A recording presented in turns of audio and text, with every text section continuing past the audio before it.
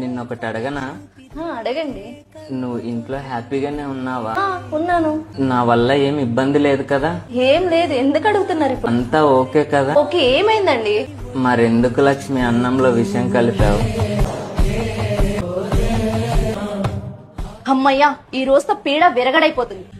ఏమండి, మీరు రావచ్చు. లక్ష్మి ఒక్కసారి పట్టుకో.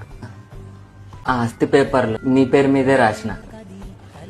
నా చావుకి ఎవరు కారణం కావద్దని నేనే లెటర్ రాసుకున్నా. చివరిగా నాదొక కోరిక. నాకు అమ్మ గోరుముద్ద ఎలా ఉంటుందో తెలియదు.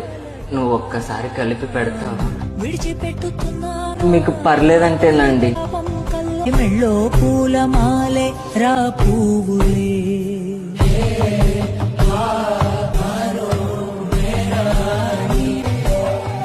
వెళ్దాం పద.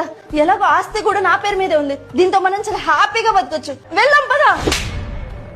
వాడితో నువ్వు బతకలేవని చెప్తే టార్చర్ చేస్తున్నాడు అనుకున్నా. విషం కలిపేమని తెలిసి కూడా చివరి ముద్ద నీ చేత్తో తినాలనుకునేంత మంచోడు అనుకోలేదు. నేను బాగున్నా అని నా కోసం వాడిని చంపాలనుకున్నా. నాకంటే బాగున్నవాడు తగిలితే వాడి కోసం నన్ను చంపమని గ్యారెంటీ ఏంటి? ఛీ!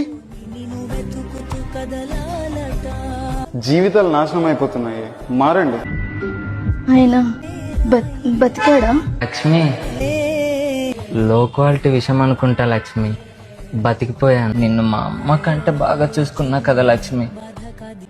నన్ను మోసం చేయాలని ఎలా అనిపించింది లక్ష్మి. మేమంటే నచ్చకపోతే అసలు పెళ్లి చేసుకోవద్దు, అంతేకాని ప్రాణాలు తీయాలని చూడొద్దు. ఎందుకంటే మాకు కూడా భార్య పిల్లలతో సంతోషంగా ఉండాలని ఉంటుంది కదా లక్ష్మి. ఇంత చెప్పినా నీ మనసు మారకపోతే చెప్పు. నీ కోసం ఈ వెర్రి బాగులోడు ప్రాణాలు తీసుకోవడానికి ఎప్పుడు రెడీగానే ఉంటాడు. ఇష్టం లేని బంధాన్ని కొనసాగించాలా వద్దా అనేది మీ నిర్ణయం. దానికోసం ఒక ప్రాణాన్ని బలి చేయడం క్షమించరాని నేరం.